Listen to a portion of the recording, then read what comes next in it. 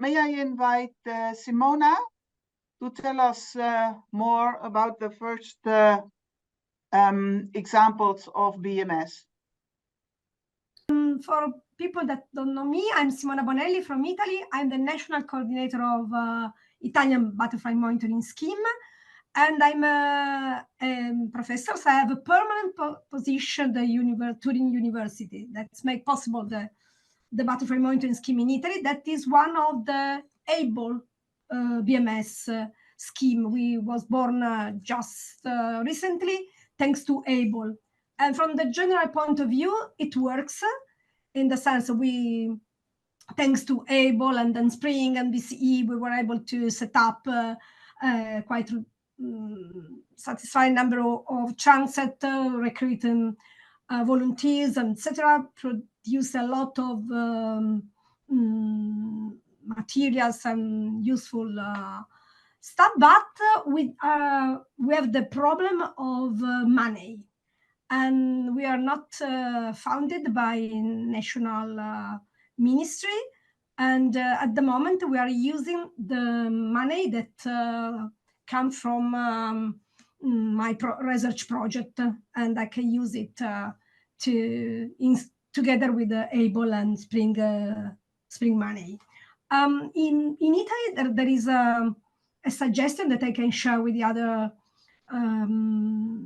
coordinators. That is, of course, the Pollinator Initiative that was presented by Aidan was a very, at least in Italy, was very, very important moment. It's not the case that we started in 2019 after the Pollinator Initiative, but of course, we have to recruit for Butterfly Monitoring Scheme the groups that are working on butterfly at national level. For example, for us, was very important that we were already working with our ministry for the national red list of butterfly, for the Article 17 reporting, for guidelines for monitoring habitat-directed species, and of course to be part of BCE, but that's obvious.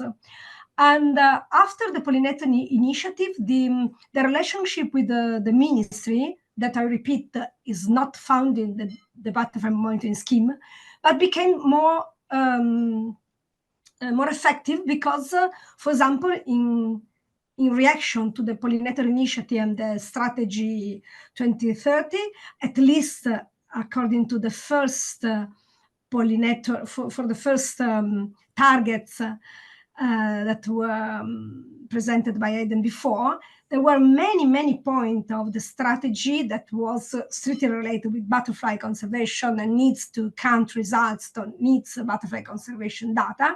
So in Italy, for example, there was born after the Pollinator Initiative, they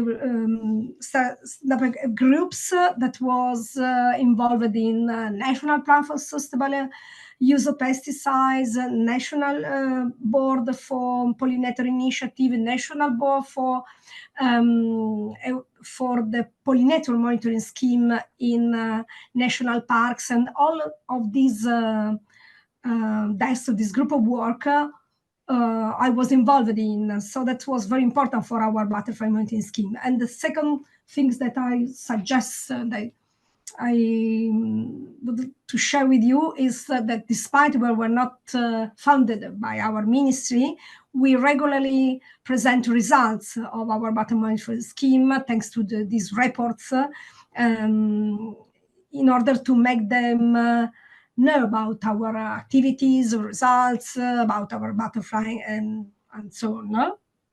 And the last, we, at the same time, when the Butterfly Monitoring Scheme was born, we also established an Italian Butterfly Conservation Society. I think that the university and researchers that works at the university have a strong pressure on produce papers and so on, while the Butterfly Conservation Societies are, I think, one of the most suitable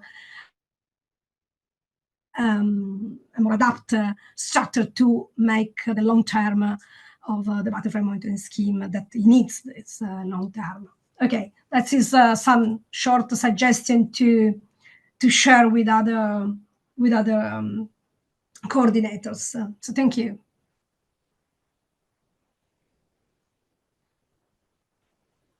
Oops. Thank you, Simona.